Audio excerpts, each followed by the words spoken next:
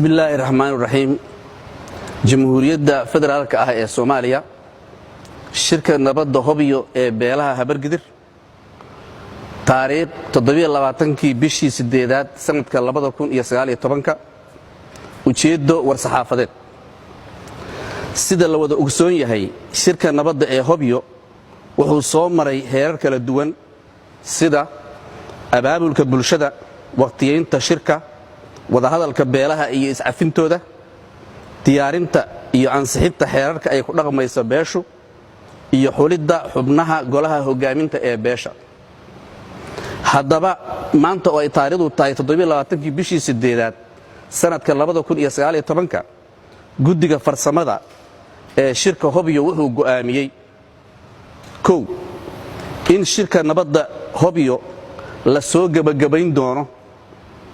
shanta bisha 9aad sanadka 2019 insha Allah ta'ala qodobka labaad waxaan ku marti qaadaynaa xafladda xiritaanka shirka nabadda Hobyo ee ku aadan shanta bisha 9aad sanadka 2019 in ay nagala soo qayb galaan madaxda dawladda federaalka ah ee Soomaaliyeed madaxda maamulka Galmudug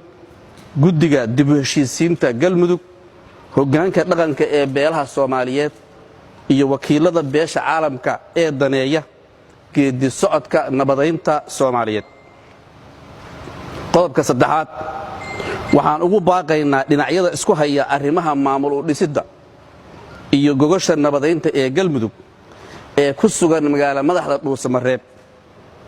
in ay u turaan shacabka tabaalaysan oo ay joojiyaan falalka dhiilada colaadeed xambaarsan waxaan diyaar u nahay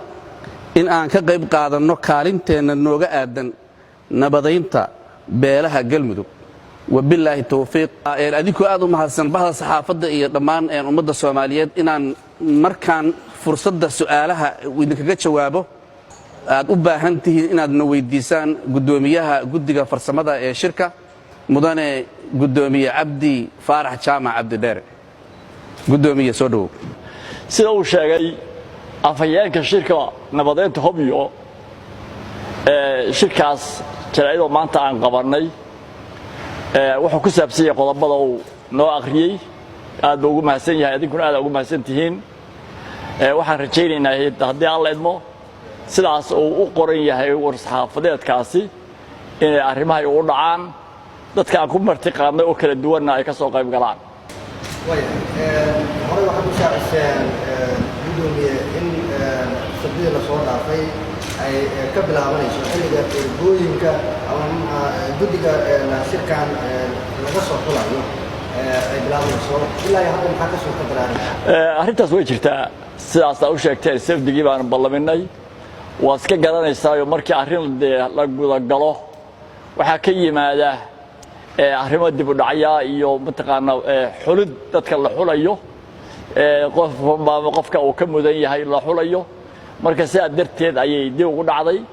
haddeerna waa dhowda intii badneed waa la hayaa wax yarin baa noo har insha Allah waxaan filaynaa bari iyo bari dambe inay dhamaato Soomaaliya waxa ka taagnaa dowladda bariya la soo dhaafay xaalad aan fiicnayn halkaana dadka ku sugan oo dadka masiirka halka hoggaanka u ahaa dowladda dhexe halka ciidamada ku soo daabulaysaa sunana goordo ay shaaciyeen in ay dagaal ku qaadayaan dowladda ciidamada ku soo daabulayso maxaa ay kaga qorsaysan ka waxta sida aan ku sheegnay war saxaafadeedka iyaga aad baan uga xunnahay meeshaas in laga muujiyo dhilo colaadeed oo la isku hub guranayo aad baan uga xunnahay waxaan soo jeedinay oo mar labaad soo jeedinaynaa in colaadda la joojiyo in colaad macna dheerahay wax badan baa la soo maray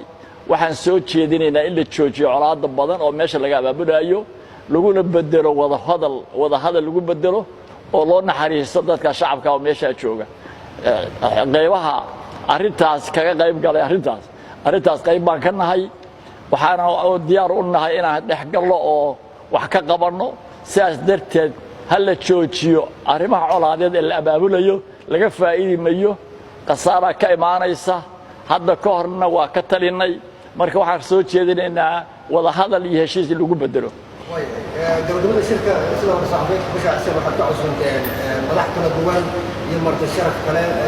hubyo iyo shirka nabadda sidee bay u diyaar garoobeyaan soo dhaweynta dadkaasi iyo martiqaadkooda annaka diyaar baan u nahay aad baan ugu diyaar garownay de dadka marti qaadaa laga doonayaa inay u diyaariyaan waa u diyaarinay time fiicanna waa siinay oo waqti fiican baanu u sheegnay sidaa daraaddeed waxaan rajaynaynaa sida ay yihiin aan uga soo qayb galaan waana soo dhawaynaynaa waayahay ugu dambayn waxaan inaan ku weydiiyo gudoomiye shirku muddo 2 bil ku dhow buu socdaa guulaha laga gaaray sida hordhaca inkastoo shirkaan la soo gabagabayn maxaad ka xusay run waxaa ah shirka waxaa loo qabtay waxay ahaayeen dhibaatooyin jira iyo is-afgarawaa soo jiitabaya muddo kaas oo loo baahnaa in xal loo helo halkaa la iskugu yimid dadkii arrimahaas quseeya oo dhan waa yimaadeen aad baa loo wada hadlay hoos baa loo qoday hoos baa loo dersay waxaan arrimaha jira gaar baa loo wada hadlay aad iyo aad baan ugu faraxsannahay sida ay wax u dhaceen ugu dambayntiina heshiis iyo cafis baa laga gaaray sidaa daraaddeed waxaan isleenahay guushii laga rabay shirkan waa la gaaray fariinta aad dirayso ugu dambayn ku dabaqna saxaafadeedkeena maxay tahay waxay tahay Soomaaliya nabad baa laga rabaa Soomaaliya nabad halka waxa intaas u fadhinay waxay ahaayeen in dib heshiisiin iyo nabadayn laga taliyo shacabka Soomaaliyeed nabad loo horseedo colaadda iyo mushkilada daashatana laga baxo waxaan leenahay Soomaaliya nabad iyo wada hadal iyo heshiis. Assalaamu calaykum wa rahmatullaahi wa barakaatuh.